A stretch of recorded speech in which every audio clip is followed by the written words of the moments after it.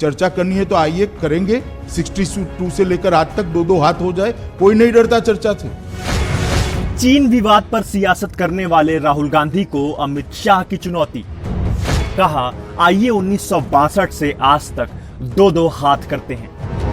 भारत और चीन के बीच चल रहे सीमा विवाद के बीच देश के अंदर ही सियासत जोरों पर है। 19 जून को प्रधानमंत्री नरेंद्र मोदी द्वारा बुलाई गई सर्वदलीय बैठक के बाद से कांग्रेस लगातार पीएम मोदी के बयानों को लेकर सवाल खड़े कर रही है। कांग्रेस के पूर्व अध्यक्ष राहुल गांधी, वर्तमान अध्यक्ष सोनिया गांधी और तमाम कांग्रेस के दिग्गज नेताओं ने मोदी सरकार पर सवाल उठाया।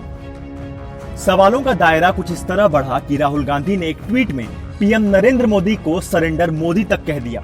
ऐसे में अब गृह मंत्री अमित शाह ने राहुल गांधी को चुनौती देते हुए कहा है कि अगर चर्चा करनी है तो आइए 1962 से आज तक 2-2 हाथ हो जाएं। पार्लियामेंट होनी है, चर्चा करनी है तो आइए करेंगे। 62 से लेकर आज तक 2-2 हाथ हो जाए, कोई नहीं डरता चर्चा से। मगर जब देश के जवान संघर्ष कर रहे हैं, सरकार एक स्टैंड लेकर ठोस कदम उठा रही है, उस वक्त पाकिस्तान और चीन को खुशी हो इस प्रकार के स्टेटमेंट देना किसी ने नहीं करना है। आपको बता दें कि लद्दाख में एलएसी पर गलवान घाटी में चीन से झड़प में 20 भारतीय जवानों की शहादत के बाद से सियासत भी जोरों पर है।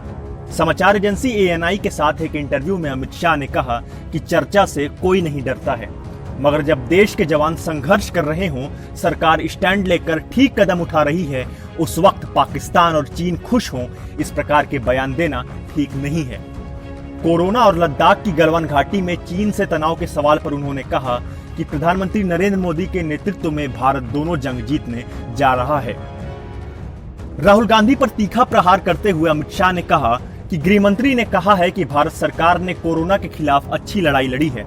मैं राहुल गांधी को सलाह नहीं दे सकता, यह उनकी पार्टी के नेताओं का काम है। कुछ लोग वक्रदृष्टा हैं, वे सही चीजों में भी गलत देखते हैं।